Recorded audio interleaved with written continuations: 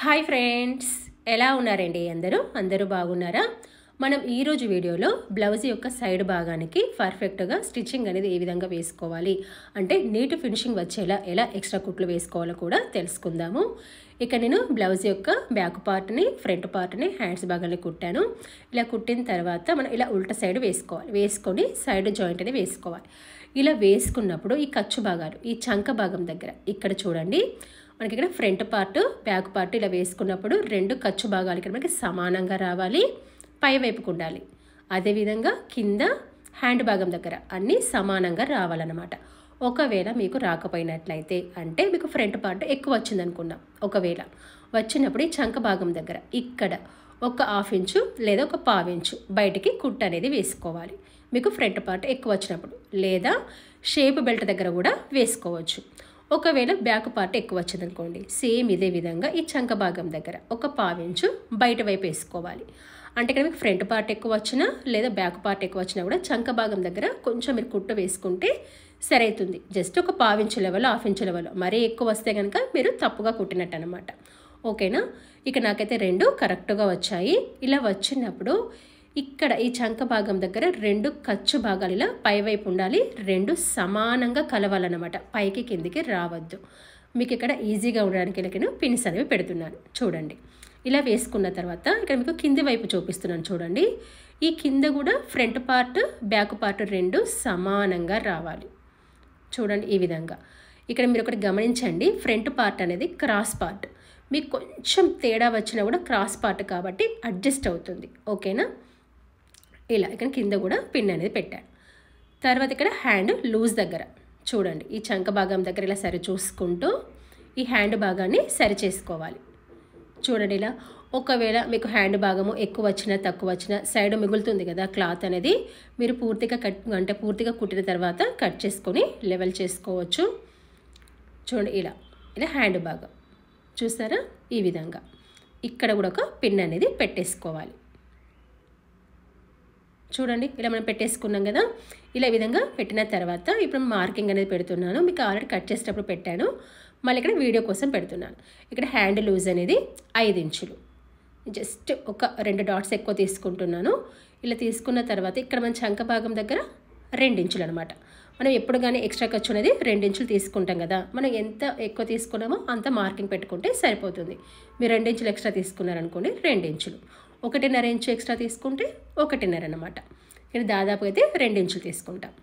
తర్వాత ఈ కింది భాగాన ఇక్కడ కూడా 2 ఇంచులకి ఈ విధంగా మార్కింగ్ అనేది పెట్టుకోవాలి.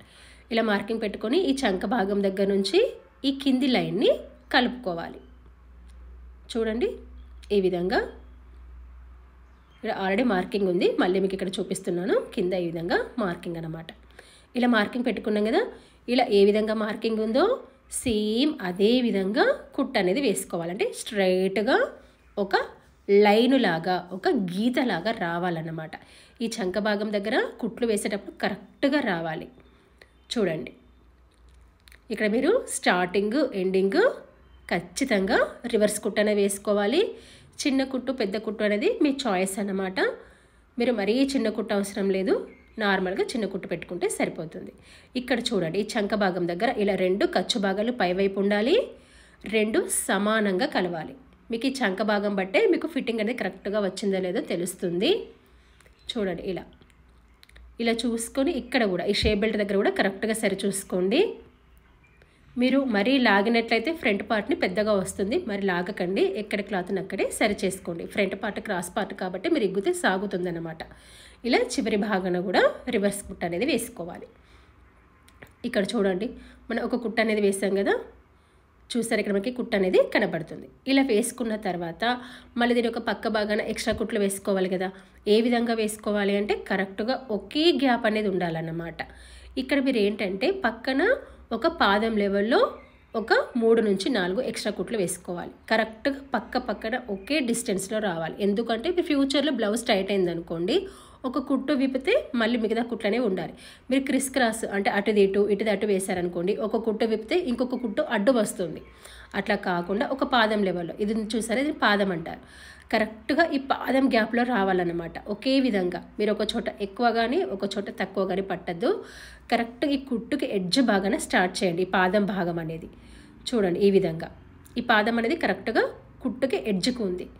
కరెక్ట్గా ఇలా చూసుకోండి, ఇలా చూసుకొని ఈ విధంగా కుట్టు అనేది వేసుకోవాలి. పాదం అనేది ఇదే ఎడ్జ్ పొంటి రావాలన్నమాట. ఈ విధంగా ఇలా వస్తే కరెక్ట్గా ఒకే గ్యాప్ వస్తుంది. చూసారా, ఈ విధంగా చూడండి. ఇలా ఈ చంక భాగం దగ్గర కూడా కరెక్ట్గా ఇదే విధంగా రావాలి. చాలామంది ఏం చేస్తారంటే ఈ చంక భాగం దగ్గర ఆ కుట్టుని ఇటువైపు వేస్తారు, ఈ కుట్టును అటువైపు వేస్తారు. అంటే చంక భాగం దగ్గర కుట్లు అనేవి మొత్తం క్రిస్ క్రాస్ లాగా కనపడతాయి అన్నమాట. దానివల్ల ఏంటంటే ఒక కుట్టు విప్పితే మళ్ళీ ఇంకొక కుట్టు అడ్డు వస్తుంది, క్లియర్గా ఉండదు. ఇది చూడండి, ఈ విధంగా చూసారా, కరెక్ట్గా ఒక పాదం లెవెల్లో వచ్చింది.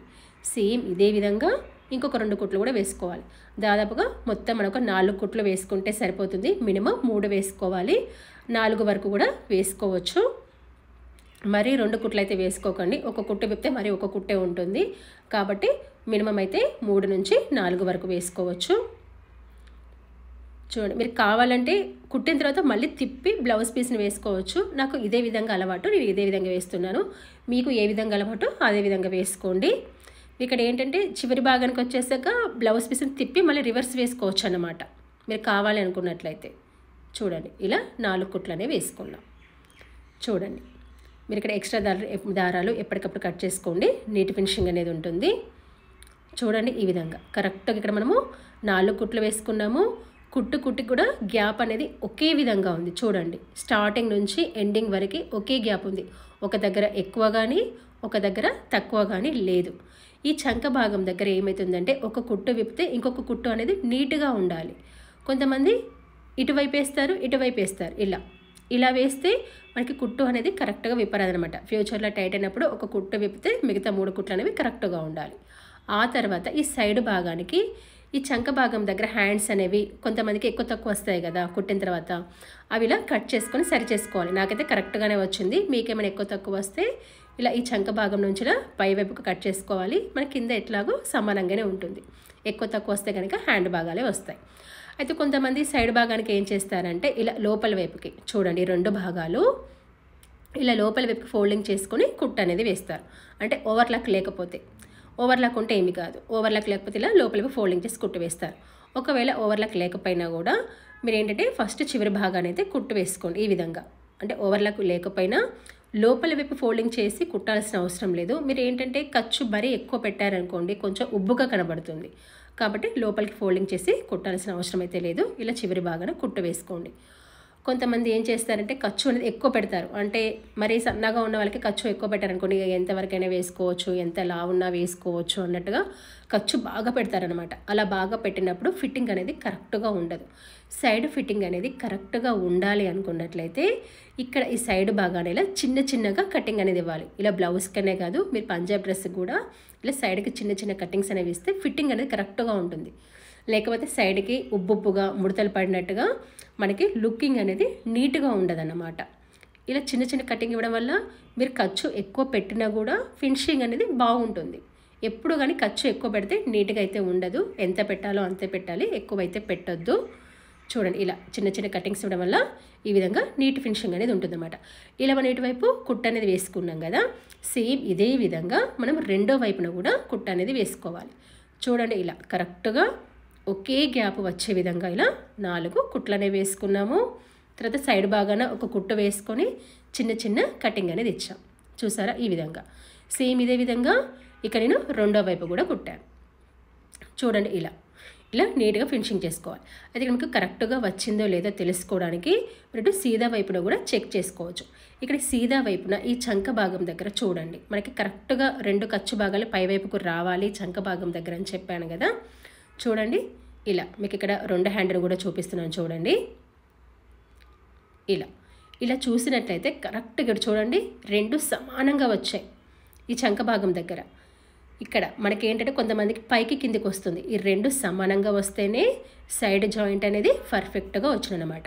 ఇలా ఎంతో ఈజీగా సైడ్ ఫిట్టింగ్ అనేది చేసుకోవచ్చు.